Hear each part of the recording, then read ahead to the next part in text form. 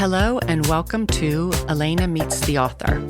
This podcast explores how authors create a world that we can escape into. Join me as we demystify the magic that keeps us turning the page. Hi, Neroli. I am so glad that... Hello there.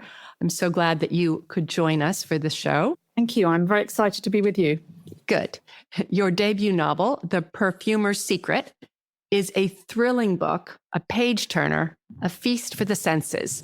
It's a love story to southern France, the region in and around Grasse, where the Med meets the Alps.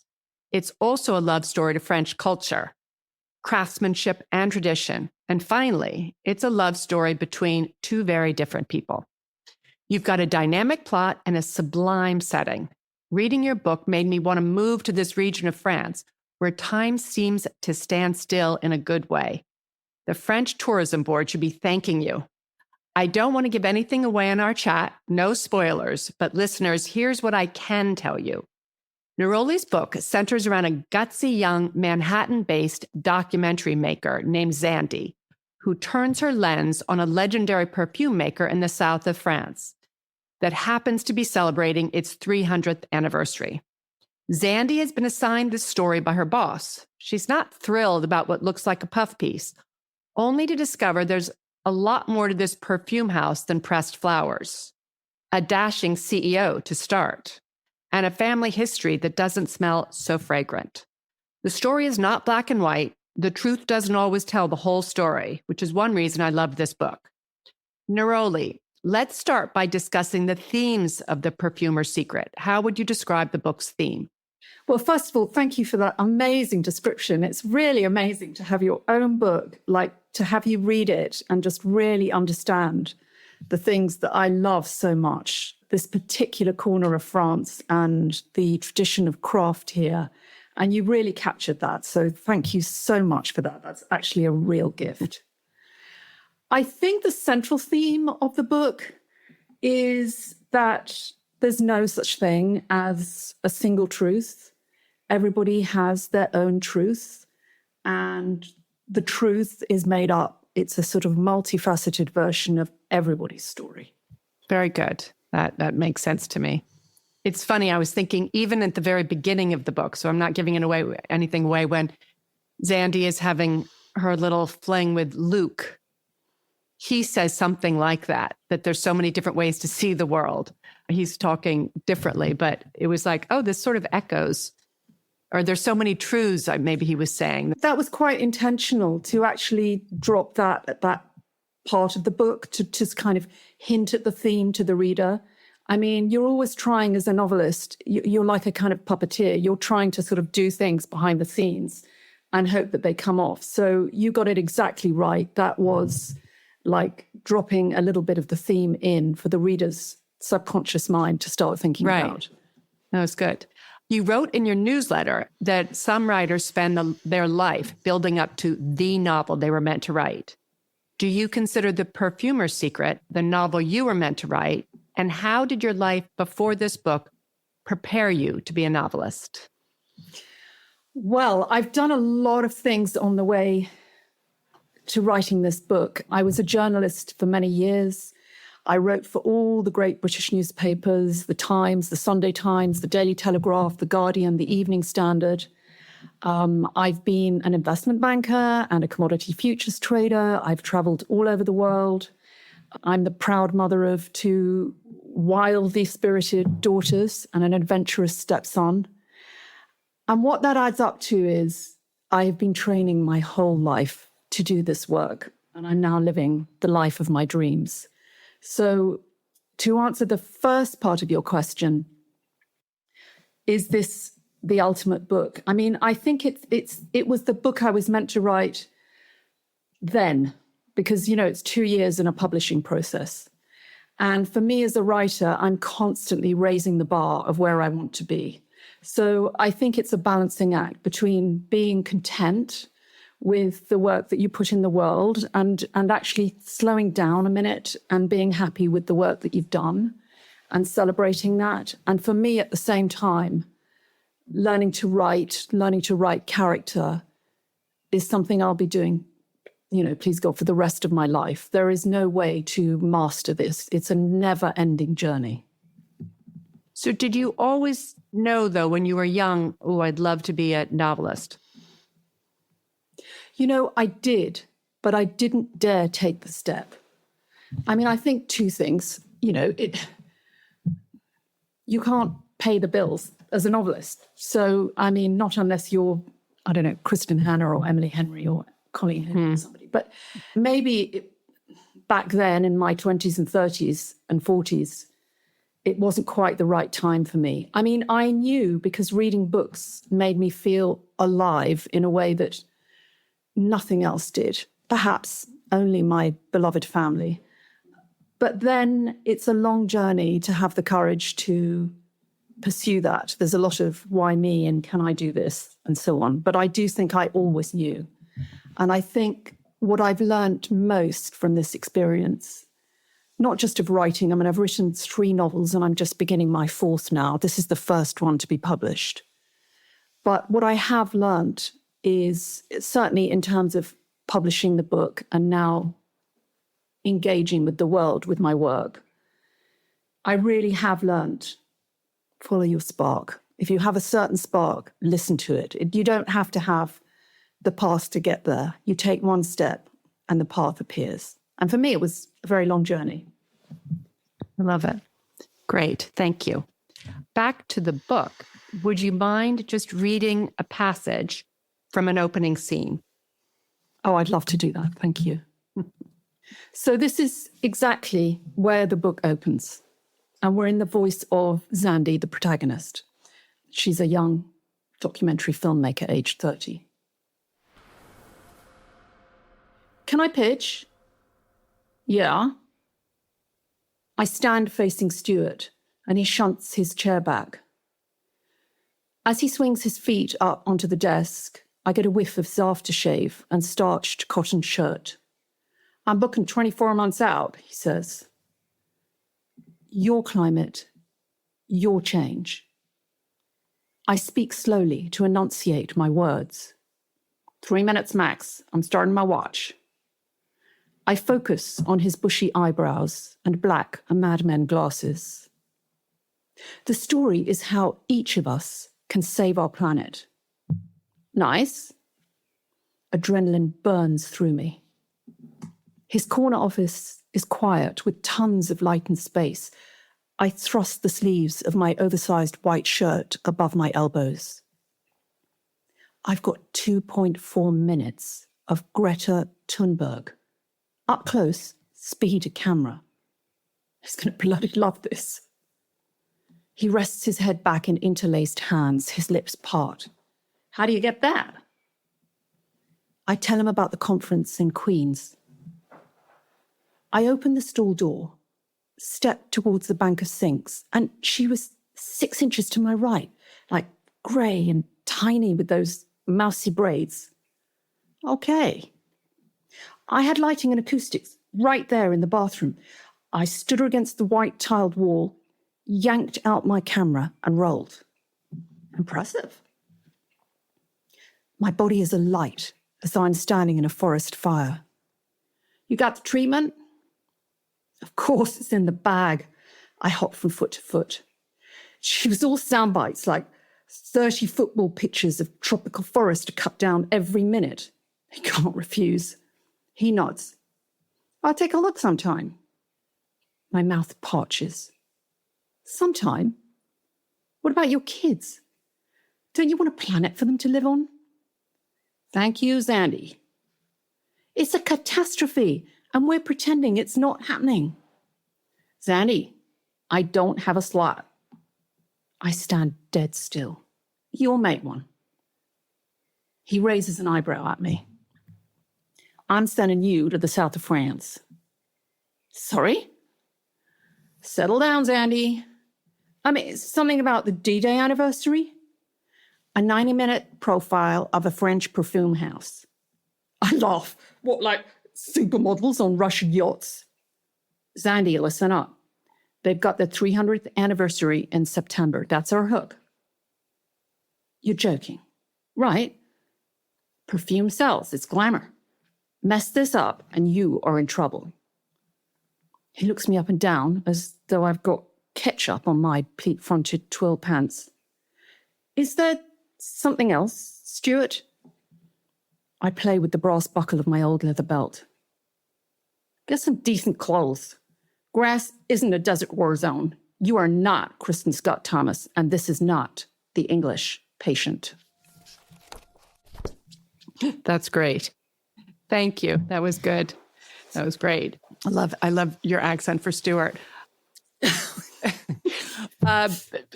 He came out very Southern, didn't he? It was good. Southern. Why did your mother choose to call you Neroli? And how fitting that perfume began with a woman named Princess Nerola. Yes. Well, my mother was a trailblazing, extraordinary woman who, in the 1940s, began trading essential oils. Those are the oils which come from pressing flowers. Oh. And it's rather a sweet story. She wanted to be a journalist. And her father, so she started off in journalism on Fleet Street. That's where the newspapers are in London. And her father saw her coming out of a pub and he said, that's it. No daughter of mine is ever going to be a journalist. And he placed an advert in the Times for a secretary offering her services with fluent French and German. And she was hired by a trading city, Fierce Brothers, in the city of London. That's like Wall Street. And she soon became their top trader. And by 1949, the bank had come to her saying the business was in trouble and would she buy the business, which she indeed did. And she traveled all over the world trading commodities, all through my childhood, taking me hither and thither, wow, including to Grasse. And she was a really remarkable woman, sort of a bit like Margaret Thatcher. But why was I called Neroli? Well, I mean, in fact, in the trade, I'm a twin, and she sold a lot of lemongrass, and the trade press says, you know, Mrs. Eileen Day Lawson has given birth to twins. Surely they're going to be called Citronella and Lemongrass, which luckily we weren't. We were called Neroli and Virginia. And Neroli is named for, as we say in the United States, or named after, as we say in England, Princess Nerola from a province in the north of Italy. She was the Duchess of Bracciano, and she used to perfume her gloves and her love letters to the princes of the courts around Europe with this incredible bitter orange blossom, which is called Le Bigarade or Bigaradia in Latin, and Neroli is its common name. So she's thought to be the founder of the use of perfume in the West, and that's why my mother called me Neroli. This book was meant to be. I mean, you had to write it. Yes, I think it was meant to be. You're right? I think it was. That's a great story, and what an impressive woman. So, back to the book again. I wanted to say not only was this book really fun to read, but I learned a lot. You have so many intriguing facts. I had no idea that one's sense of smell is 10,000 times stronger than any of our other faculties. And that, on a different note, that there's a museum dedicated solely to violets in Tourette-sur-Loup, a medieval village in the foothills of France where your novel takes place. Can you tell us about the research involved in this book? Yes, the research was fantastic. I mean, I am bookish, so I did start with books, with huge piles of books, and I read about Taputi, 1200 BC from Mesopotamia, but I read all the way through to modern-day perfumes, the celebrity scents, the signature scents, and the artisan houses and the big commercial houses. But then also part of it was we do spend a lot of time we have a holiday home in this incredible corner of France, just 20 minutes down the road from Grasse. There's a special microclimate here, which allows all these wonderful flowers to grow. So partly it was living here and sort of learning about the traditions of pressing flowers and so on. And then I remember there's a big company on the hillside of Grasse called Victor Mann Company, and I remembered that my mother had taken me there as a child. So we asked if I could visit the factory and learn more about the process of making perfume. Anyway, they're very secretive, and they said no, I couldn't, even though they'd been doing business with my family for I don't know, 50 or more years. So I was a bit annoyed, but in a way it made it more intriguing because I started to kind of imagine what was behind those closed doors and behind those windows. And that made it really quite fun. But something really quite amazing happened, which was well into the book, like many years after we started to come to this part of France. We were told about a lovely restaurant. It's a very small hotel. It's a family house that's been turned into a restaurant called Les Jasmins. And we went there for the first time. And suddenly it came back to me that my mother had taken me to this house as a child. I remember arriving in the dark, in the rain. And this was the restaurant that we now love so much, was the former family home of this family perfume business in Grasse, the one that I mentioned earlier. And then, wait for this, they had these beautiful terraces. And for many years, they've been growing jasmine on those terraces. And a few years before we went to the restaurant for the first time, they changed the jasmine and they now grow Neroli on those terraces. It was just amazing. It was as though the book was meant to be, really. Yeah. I do think that writing a novel is pattern making, and it's making patterns out of disparate things. So for me, there was a lot of meaning, really, making that connection to my late mother, sort of making a love letter to her, to the region, to the craft, and so on. Which came first, the idea of the novel or having this holiday home in Tourette-sur-Loup? Yes, very much the home. And we were living, if you can believe it, in Minneapolis, Minnesota. My husband's work took us there, which was, I grew up in Kensington in London. It was a very, very foreign place to me. And it was Arctic cold. And we were raising 2 small daughters. So it was absolute madness to buy a holiday home in the southeast corner of France, near the border with Italy, where the mountains come down to the sea. It was bonkers, but it was love. And so we did buy this home. And we used to come basically just at Christmas. When the girls were small, we couldn't leave the school year and so on. But the more time I spent here, the more deeply, it was, in French, they say un coup de foudre. It's like love at first sight.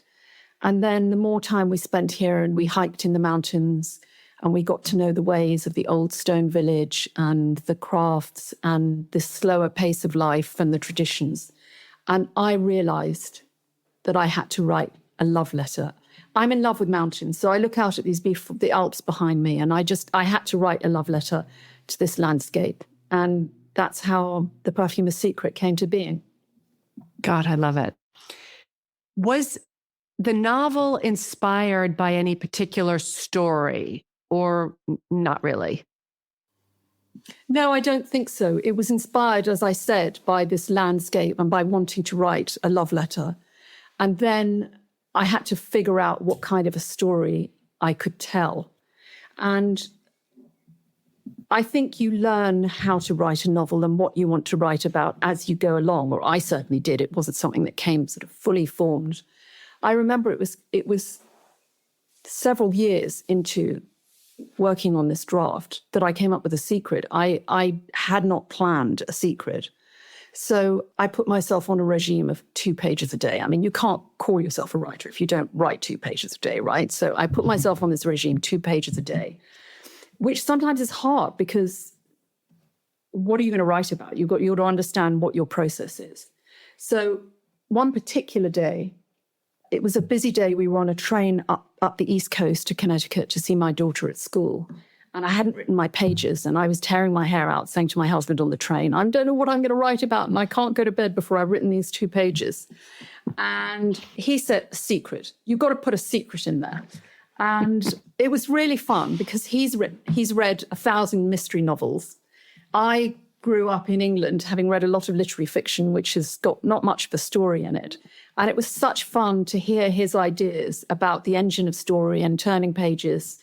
And so he gave me a few hints and I sat down. I mean, it's writing such a solitary process. It's really fun to share it, especially if you have a husband who's excited about it like mine is. And so I can actually remember that moment when The Secret came into the story. You know, I love that because it was definitely a love story to all the things we've talked about, but it had pace. There was always that plot. You know, I was like, what is going on? What is being hidden here? Thank Roger, your husband, who I've met. That was a very good comment. Very good. And also you mentioned how, you know, you keep on wanting to create character that's something that is a challenge that's never, it's always there. And I wanted to say I really loved all your characters. And I wanted to start off with Zandy, the filmmaker, and Dominique, the reserved and dashing chief executive of Severin, the perfume maker, that Zandy's making a film about. How easy was it to come up with those two characters? Yeah, for me, I don't think anything comes fully formed. It's a sort of incremental process of putting your bottom in the seat every day, as we say as writers, and just allowing the characters to come to you in increments. I mean, I do remember a moment with Zandy, the filmmaker, where I was looking around for a photograph to see if I could find a photograph online that would inspire me as to what she looked like. And I found a picture of Kristen Scott Thomas in The English Patient. And, you know, she's wearing a crisp white shirt and she's got this buttery, soft leather jacket and she's got this gorgeous chestnut waves that sort of hang in a bob. And to me, Kristen Scott Thomas is the sort of ultimate in cool. She's this English woman who lives in Paris and she just looks like she's got everything together. I mean, she's probably some major depressive who bites her nails or something, but she's got that amazing look. And I just felt this sort of spark, and it matched I'm a terrible romantic. So I always knew that Zandy was a big romantic and that she went into documentary filmmaking thinking she was going to be, you know, flying across the desert in a Jeep with her hair sort of in the wind and covered in sand. And because that's how I go about life, is seeing everything in a romantic way. So the two came together, and then I started to feel kind of excited about her. And then after that, you can layer on all the little sort of quirky habits and so on. But that was sort of, I remember a moment when Zandy came alive for me. As for Dominique, the very reserved air of the 300-year-old perfume house, there is somebody in my life who is extremely reserved. And it was always very annoying. I mean, I'm a very open person. I open my mouth far too much, but I find it difficult when people really don't show their cards. And I always found it very difficult, this person who I loved, who wouldn't really, you know, talk about anything that was close to his heart. So I started to imagine what it would be like to be the son and heir of this perfume business, to have so much responsibility, to have so much on his shoulders. And he has this alcoholic mother, so he's an adult child of an alcoholic. And to try and think about what that would feel like for him. And so in the process, I ended up having a lot of compassion for him, and I ended up, I think, understanding and loving this person in my life even more. Oh, through sweet. the experience of writing Dominique. Oh, beautiful. Beautiful. I thought you were maybe going to model Dominique after Ray Fiennes. So the English Patient. No, that's beautiful. Yeah. So you have several colorful, smaller characters. Lamar is Zandy's boxing coach in Brooklyn, a mentor of sorts. He tells her that if she wants success in life, she must plan and train. What did he mean by that?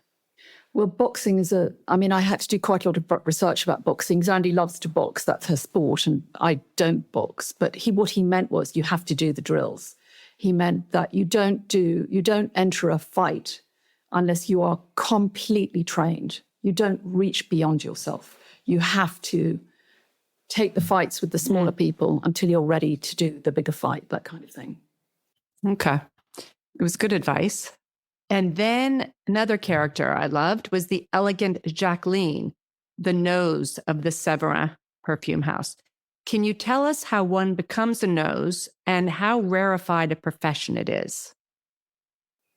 It's a very rarefied profession, and you have to go to school and you have to learn a tremendous amount. I think she did a degree in chemistry or biochemistry or something like that. And her father was a famous nose before that. So you have to learn a lot about science, but you also have to train your sense of smell. And I think you have to be careful with what you eat and not eat things that are you don't have too much salt, and that you train almost like you're learning to taste wine. I mean, it's really, you devote your life to it like an artist to become an artist. And then the last person I wanted to talk about was Zandy's documentary boss, Stuart, who you just imitated so beautifully, who dangles the promise of Zandy making a documentary on climate if she will just follow his orders on the perfume story. How would you characterize him? I was just going to say ethics don't seem to be a part of his makeup. Yes. I mean, I think it's pretty tough being in the media these days, isn't it? I mean, I think there are so many commercial pressures and the world is changing so much with social media and podcasters and so on. So I was trying to show the complexity of that. Yeah, very hard. Very hard. The way things can just get turned on a dime and it's all about your followers. And I felt for Zandy. I was wondering if you have any collaborations in the works? With other writers, are you saying? No, possibly with a perfume house, anything? Oh, yes. Well, I am talking to an incredible perfume house in Grasse, and I'm really hoping that they want to sell my book in a box set alongside a bottle of their amazing perfume. So fingers crossed. It's taking a lot of, yes, fingers crossed. I have to go to Grasse sometimes and talk to them, which is a lovely thing to do. Actually, I'll tell you a little story about that. Yes. The last time I went to see them in Grasse, we live sort of pretty much in the country. And so I took a taxi over to Grasse with a man who we've known for a long time. He doesn't speak a word of English. And so I showed him the book, which is in English, and he got very, very excited about it, even though he can't read a word in English. And then he wrote to me about 4 weeks later saying that he had presented the idea of my book to the local, the person in our village who runs the Violet Festival. He's quite an important figure in the village, and that this man was dying to read it and couldn't wait for me to present my book. So I wrote a little WhatsApp to my children telling them this silly story. And Vivi, my youngest, said, "Go for it, Mum. Taking the world by storm, one taxi driver at a time." It was very sweet. That's very sweet. But I mean, they should be promoting your book throughout Grasse. I hope so. Yeah. We're talking. Yeah. Yes. In fact, my book was presented to the mayor of Grasse last week, so he's very excited to read it. I have been quite busy with the launch in the United States and also in the UK. And as a debut novelist, I had no idea how much work was involved in, straddling different countries. So I haven't done much yet locally. I'm hoping in September, when I'm back, to do more of a sort of launch in France, and it'll be really fun to see my book. Will it be translated? That I may do as well. I hope so going forwards. But there also there's an enormous population of English people who have a love affair with France, who come on holiday in France, who have holiday homes here, and who would like to read something about the region before they come. Yeah. What was the book about Provence? What was A Year in Provence, the Peter Mayle. Yeah. Yeah. No, I think that it should be definitely translated. I mean, I know the English people love it, but I think French people would love it too. That don't speak English. That's very nice. That's very nice. Pleasure. Now, I understand you're working on another book called The Vineyarder's Secret. Yes, I'm working on the next one in this series called The Vineyarder's Secret. In fact, I just got back today from the very heart of Provence, in the area near Aix-en-Provence and Arles, where there are and I've been doing a little tour of vineyards. And I don't drink alcohol just because I don't really enjoy it. It doesn't relax me. But I feel that I really do have to taste some wine if I'm going to write a book about the Vineyarder's secrets. So my cousin's got a rather wonderful cellar, and he's been plying me with amazing wine all weekend, and I've been tasting it. Oh my gosh. So do you have a plot, or is this more the research part? I'm trying to shape the story while I do the research. It's so tempting as a writer. You get so carried away with the research. It's so interesting. And then it's so tempting to sort of dump the facts into the book. So you have to be quite careful. I'm trying to do the two at the same time, think about the story and then do the research at the same time, both visiting vineyards and reading books about wine. And Zandy will have a cameo role in this book. And it's going to be part of a series set in France. There'll be about 5 books. And the end of the series will be about Zandy. So I'm trying to trace. I'm not sure this has ever been done before. I'm really interested in the arc of a woman's life between 30, as she comes into her professional strength, and 40, as she comes out of her childbearing years, and sort of the choices that she makes between 30 and 40. So I'm going to use the series, partly like The Perfumer's Secret, as a sort of love letter to the different arts and crafts of France, but also with a peek at the reality of France today. It's not all pie in the sky. There are some tough parts as well. But the series, Zandy will have a cameo or larger role in each of the books, and we'll watch her develop from age 30 to 40. So I'm intrigued by that. Wow. I wonder if Dominique will. Well, you might just have to read the series to find out. One thing I was going to say is, with what you did a great job with this one, is you didn't overload the history, the facts. You put them in little snippets, enough so I was like, wow. And then you just moved on, which was, it was very, it never got too heavy on any one thing. It was varied. It was really good. And so do you have a contract to write all 5? And that sounds like they'll take place just over those 10 years. It'll be interesting. Yes, they will. I have to probably get a bit further along until I talk to the publisher about, I think she will take it, but until I want to have a little clearer idea. And then I've got 2 others coming through. The first novel I wrote, Which Way Love, which will be published, I think, in 6 months' time, and another book that needs quite a lot more work. That book's called After the Affair, and great titles. A lot of people want to know. Thank you. A lot of people want to know, what's your process for writing a book? And I think what's hard about writing a book is that you don't know the story, but you also have no idea what your process is as you start out in your early books. So you're learning what your process is at the same time as you're writing the story.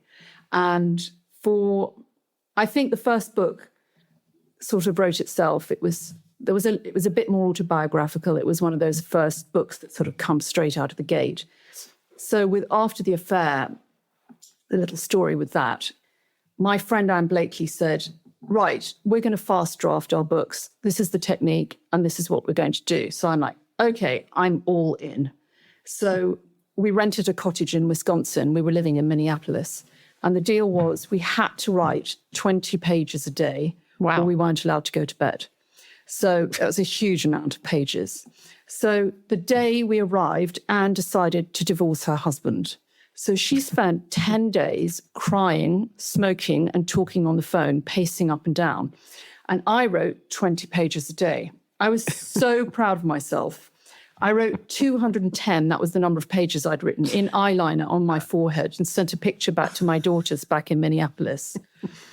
And it was an adventure in that I did explore my imagination, and I came up with all sorts of things that I probably would never have otherwise come up with. However, I spent probably 5 years trying to clean up the mess that I'd made of those 210 pages after that to shape it into a novel. So that was one one step along learning what is my process as I write a novel. How hysterical. So that was a very productive retreat for the two of you.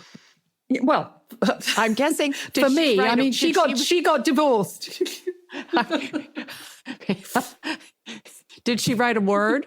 I'm guessing no. No, Wow. I don't think she did, actually. She smoked a lot. Yeah, right. Oh, that's hysterical. Well, last question. Can you recommend any book for our listeners? Oh, I certainly can. Thank you for asking that question. Am I allowed to, actually? The Yes, last you two are books allowed I've read to. have just blown my mind. Okay, if you're only going to read one book this year, read Isola, Isola, by Allegra Goodman. Isola by Allegra Goodman. It's got a gorgeous cover. And it's set in 16th century Périgord, France, which I had zero interest in 16th century France. But believe me, this character will absolutely, you're going to go crazy for this character. And it's an amazing story. This is the novel that this writer has been working towards, I think, for the whole of her life. It is really fantastic book. I think it's going to be my favorite book of 2025. And the other book that I really loved a lot is called The Frozen River. I mean, this one's really rocking the Amazon bestseller chart, so you might have seen it. It's called The Frozen River by Ariel Lawhon, Lawhon. I'm not sure if I said her name right. And that one is about a midwife. Again, I never think I want to read historical fiction. I think I want to learn about how to live today. But these books totally tell us how to live today. And they're going to be characters you will absolutely love and adore. I think these are corpus books. Fabulous. Yeah, Frozen River is definitely everywhere in my bookshop, but I have not heard of Isola. I'm going to check that one out. Mm-hmm. Thank you. Well, that is it for my questions. Thank you, Neroli, so much for such great answers and stories. I think this is going to make a great episode.